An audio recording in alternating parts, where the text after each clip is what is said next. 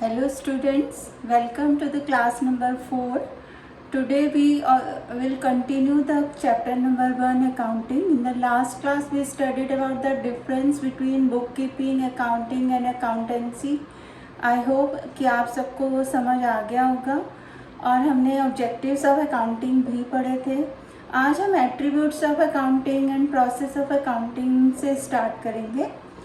Again accounting is the process of identifying and recording monetary transactions, financial transactions which can be measured in the form of money only, and they are recorded in the journal book in the form of journal entry. Then they are posted in the ledger accounts, and then analysis is done and interpretation is done, and that after that it is communicated to the concerned person. आप इसमें देख सकते हैं, ये एक process of accounting का एक chart है. इसमें सबसे पहला जो है आपको आइडेंटिफाई करना है फाइनेंशियल ट्रांजैक्शंस को. उसके बाद हम रिकॉर्ड करते हैं और एंट्री इन जर्नल एंट्री होती है. जर्नल एंट्री कैसी होती है? जैसे कैश अकाउंट, डेबिट, और जैसे टू सेल्स अकाउंट या टू परचेजेस, जो भी होगा हम वो करेंगे. उसके बाद आता है आपका लेजर पोस्टिंग. लेजर पोस्टिंग में जितने भी अकाउंट्स जनरल में बनते हैं उन सब की पोस्टिंग अलग अलग अकाउंट बनाकर की जाती है. वो क्या कहलाता है? Summarising, as we discussed in the last class. Then analysis and interpretation is done by preparing profit and loss account, trading account and balance sheet. Then after analysis it is communicated to the users. Last class में मैंने आपको बताया था users, owner, management, creditors, government, bank, ये सब users हैं जिनको हमारे ऑर्गेनाइजेशन या जो भी हम बिजनेस कर रहे हैं उसकी इंफॉर्मेशन चाहिए होती है. आई थिंक आपको ये समझ आ गया होगा प्रोसेस ऑफ अकाउंटिंग.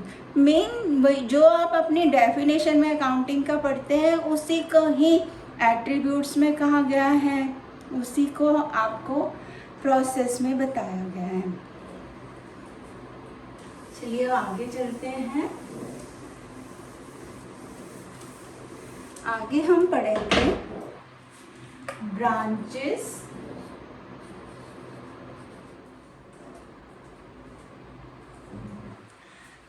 स्टूडेंट्स. आगे हम पढ़ेंगे ब्रांचेस ऑफ अकाउंटिंग. सबसे पहली है फाइनेंशियल अकाउंटिंग. फाइनेंशियल अकाउंटिंग में जैसे कि आपने पहले भी पढ़ा कि हम आइडेंटिफाई करते हैं ट्रांजैक्शंस को इन दी मॉनेटरी फॉर्म, तो उसमें फाइनेंशियल अकाउंटिंग में ही हम trading and profit and loss account बनाते हैं, प्रॉफिट निकालते हैं और फिर बैलेंस शीट बनाते हैं. और अगर कोई नॉन ट्रेडिंग ऑर्गेनाइजेशन होगी जो वेलफेयर ऑफ दी सोसाइटी काम कर रही है तो वो इनकम एंड एक्सपेंडिचर अकाउंट बनाते हैं और सरप्लस और डेफिशिएट निकालते हैं. ये हम पहले जब टर्म्स पढ़ रहे थे शायद तब पढ़ा था, आपको याद होगा. और दूसरी टर्म आती है कॉस्ट अकाउंटिंग. फाइनेंशियल अकाउंटिंग तो जो हमने अकाउंटिंग की डेफिनेशन में पढ़ा वही था. अब है कॉस्ट अकाउंटिंग. कॉस्ट अकाउंटिंग क्या है? Is concern with determining and controlling the cost of product और services that we are providing. क्या है कॉस्ट अकाउंटिंग? क्या है कि जो हम प्रोडक्ट बेच रहे हैं या जो सर्विस हम प्रोवाइड कर रहे हैं उसकी कॉस्ट को डिटरमाइन करना. इसमें ज़्यादा से ज़्यादा ये तरीका अपनाया जाता है कि कॉस्ट कट की जा सके जिससे हमारा प्रॉफिट बढ़े, और उसके लिए कई मेथड्स अपनाए जाते हैं. बल्क में सामान खरीदा जाता है कॉस्ट कट करने के लिए, और मैक्सिमम जो मोटिव होता है उसके पीछे यही होता है कि हमारा प्रॉफिट जो है वो बढ़े और हमारी एक सेलिंग जो प्राइस है वो फिक्स हो सके. उसके बाद third one is management accounting. Management accounting management accounting के नाम से ही आपको समझ आ रहा होगा कि जो कंपनी, ऑर्गेनाइजेशन या जो इकोनॉमिक यूनिट कोई रन कर रहा है उसकी जो मैनेजमेंट, जो अकाउंटिंग किस लिए करेगी, वो अगले साल की प्लानिंग करने के लिए इसको अकाउंटिंग इंफॉर्मेशन चाहिए, कितना बजट लेना है और हमें किस तरह से काम करना है, आगे आने वाले समय में हमारा प्रॉफिट और कैसे बढ़े, उसे कई तरह के डिसीजंस लेने होते हैं। मैन पावर बढ़ानी है या मैन पावर कम करनी है, नई तरह की मशीनें लगानी है, तो ये सब डिसीजन मेकिंग के लिए मैनेजमेंट अकाउंटिंग काम करती है। तो 3 तरह की अकाउंटिंग होगी। फाइनेंशियल अकाउंटिंग जो आप पढ़ोगे 11th और 12th में, और जो आपकी कॉस्ट अकाउंटिंग है वो आप पढ़ोगे अपनी ग्रेजुएशन लेवल पर। और इसके अलावा मैनेजमेंट अकाउंटिंग में ये भी ध्यान रखा जाता है कि हम अपने टैक्सेस को ठीक तरह से पे कर रहे हैं या नहीं, और इसके अलावा compliance with any legal requirements हो तो वो भी मैनेजमेंट अकाउंटिंग के थ्रू किया जाता है। तो आई होप आपको समझ आ गया होगा। पहले हमने attributes and process of accounting पढ़ा, उसके बाद हमने 3 टाइप्स ऑफ अकाउंटिंग पढ़े, financial accounting, cost accounting and management accounting. Financial accounting तो प्रॉफिट एंड लॉस निकालती है, कॉस्ट अकाउंटिंग कॉस्ट कट करने की कोशिश करती है जिससे हमारा प्रॉफिट बढ़े, और मैनेजमेंट अकाउंटिंग जो है वो ओवरऑल देखती है कि कॉस्ट भी कट हो, हमारा नेक्स्ट ईयर में और प्रॉफिट बढ़े और कोई मुश्किल ना आए, और अगर उसमें कुछ और चीज़ें ऐड करनी है तो वो हम कर सकें, और जो भी लीगल रिक्वायरमेंट्स हैं उन्हें पूरा कर सकें, और टैक्स भी सही तरीके से भर सकें। अब देखिए आगे चलते हैं।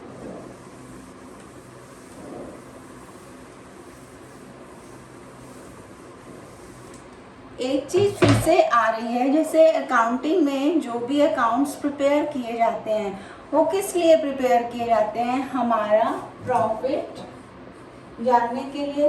हर ऑर्गेनाइजेशन या जो भी यूनिट, इकोनॉमिक यूनिट काम कर रहा है वो यही फाइनेंशियल ट्रांजैक्शंस जो भी हो रही हैं, उसके बाद जब प्रॉफिट एंड लॉस अकाउंट बनाया जाता है तो उससे यही मालूम किया जाता है कि हमारा प्रॉफिट बढ़ रहा है या नहीं, क्योंकि हर व्यापार जो है वो इसीलिए किया जाता है ताकि लाभ कमाया जा सके।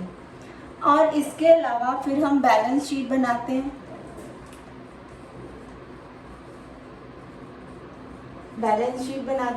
बैलेंस शीट से हमें क्या पता चलता है, हमारी एसेट्स कितनी हैं और लायबिलिटीज़ कितनी हैं। इसके अलावा हम कैश इनफ्लो और आउटफ्लो भी देखते हैं, cash inflow and outflow. Cash inflow क्या है? इनफ्लो है कि हमारे पास पैसे आएंगे, cash inflow and cash outflow. इसमें क्या है कि हमारे पास पैसे आएंगे इनफ्लो में जब डेबिटर्स हमें पे करेंगे, और आउटफ्लो में जब हम क्रेडिटर्स को पे करेंगे। तो ये भी लिक्विडिटी भी चेक करनी होती है। जब प्रॉफिट होता है तो हमारे एसेट्स में हमें लिक्विड एसेट्स भी देखनी पड़ती हैं ताकि हम अपना भुगतान टाइम से कर सकें। इसके अलावा ये इंफॉर्मेशन जो है और भी यूज़र्स को चाहिए होती है, ये भी पीछे आ चुका है। हमारे जो भी हमने पढ़ाई चैप्टर किया उसमें आया था कि हमारे कुछ यूज़र्स होते हैं जिनको ये इंफॉर्मेशन चाहिए। तो वो यूज़र्स 2 होते हैं, इंटरनल और एक्सटर्नल। इंटरनल कौन है? सबसे पहला तो ओनर है, जिसको जानना है कि जो उसने पैसे लगाए हैं उसका कुछ लाभ भी हो रहा है या नहीं। दूसरा है मैनेजमेंट, जो मैंने अभी आपको बताया कि मैनेजमेंट को क्यों जाननी है अकाउंटिंग इंफॉर्मेशन। थर्ड है एक्सटर्नल सोर्सेज में आपके आते हैं एम्प्लॉइज एंड वर्कर्स। ठीक है, वो क्यों जानना चाहते हैं प्रॉफिट? अरे वो काम कर रहे हैं, उन्हें होता है कि अगर कंपनी को या ऑर्गेनाइजेशन को जो भी प्रॉफिट होगा तो उसमें उनकी सैलरी बढ़ेगी, उनको बोनस मिलेगा, और वो इसलिए भी जानना चाहते हैं कि कहीं ऐसा तो नहीं कॉस्ट कट के साथ वो लेबर कट भी कर रहे हैं, ऐसा कुछ तो नहीं है, तो इसलिए उनको भी वो इन्फॉर्मेशन, अकाउंटिंग इन्फॉर्मेशन जाननी होती है। थर्ड है बैंक, ये तो फर्स्ट सेकंड है sorry, bank and financial institution, ये हमें लोन देते हैं। अब ये भी चेक करते हैं कि इन्होंने जो लोन लिया हुआ है, लॉन्ग टर्म लोन लिया हुआ है, उसको ये चुका भी पाएंगे या नहीं। उनको अपनी चिंता हो जाती है, क्योंकि अगर लोन नहीं सॉरी अगर लोन नहीं चुका पाते तो उनको बहुत सी फॉर्मेलिटीज़ करनी पड़ती हैं, पूरी यूनिट को नीलाम करना पड़ता है, बहुत सारा प्रोसीजर होता है। तो वो भी ये नज़र रखते हैं कि ये प्रॉफिट कमा रहे हैं या नहीं, हमारा लोन चुका पाएंगे या नहीं। इसके बाद थर्ड आते हैं पोटेंशियल इन्वेस्टर्स। पोटेंशियल इन्वेस्टर्स ये कौन होते हैं? ये वो लोग होते हैं जो कंपनी को या इकोनॉमिक यूनिट जिसमें भी वो पैसा लगाना चाहते हैं, वो देख रहे हैं प्रॉफिट कर रही है, ग्रो कर रही है, तो हम भी इसमें इन्वेस्ट करके कुछ कमा सकें। कंपनीज के केस में ये ज़्यादा होता है, उसमें उनके प्रॉफिट पर नज़र रखी जाती है, तो उस अवस्था में भी अकाउंटिंग इंफॉर्मेशन इनको चाहिए। फोर्थ वन है क्रेडिटर्स। फोर्थ वन कौन है? क्रेडिटर्स, जिन्होंने हमें लोन पर सामान दे रखा है, माल दे रखा है। वो भी तो देखेंगे ना, कहीं हमारे पैसे डूब तो नहीं जाएंगे, बैड डेब्ट्स में तो नहीं चले जाएंगे, इसलिए उन्हें भी अकाउंटिंग इंफॉर्मेशन चाहिए। फिफ्थ है गवर्नमेंट एंड इट्स अथॉरिटीज। क्यों गवर्नमेंट नज़र रखती है? गवर्नमेंट ने अगर कोई सब्सिडी दी है किसी बिजनेस को रन करने के लिए, तो वो ये देखते हैं कि उस सब्सिडी का सही इस्तेमाल हो रहा है या नहीं, और अगर प्रॉफिट रन कर रही है ऑर्गेनाइजेशन तो वो टैक्स समय से पे कर रही है या नहीं। गवर्नमेंट इसलिए उस इंफॉर्मेशन को जानना चाहती है। पब्लिक भी देखती है कि जो भी ऑर्गेनाइजेशन रन हो रही है वो एनवायरनमेंट के लिए क्या कर रही है, एनवायरनमेंट को ख़राब तो नहीं कर रही है, उसको सेव करने के लिए क्या एक्शंस ले रही है। इसके बाद आते हैं आपके 7 नंबर पर रिसर्चर्स। रिसर्चर्स क्या देखते हैं कि जो इकोनॉमिक जो यूनिट रन हो रही है, जो ऑर्गेनाइजेशन या कंपनी रन हो रही है, उसमें वो प्रॉफिट तो कमा रही है, इसमें अगर कुछ और चेंजेस लाया जाए तो वो प्रॉफिट कमा सकेगी, यानी वो अपनी रिसर्च उस प्रोग्राम पर करते रहते हैं। तो इंटरनल और एक्सटर्नल में देखिए, इंटरनल में ओनर थे और दूसरे में मैनेजमेंट, और एक्सटर्नल में employees and worker, bank, potential investors, creditors, government authorities and public आते हैं। अब देखिए, हमने इस चैप्टर को आई थिंक मैं 3 क्लासेस में कवर करूँगी।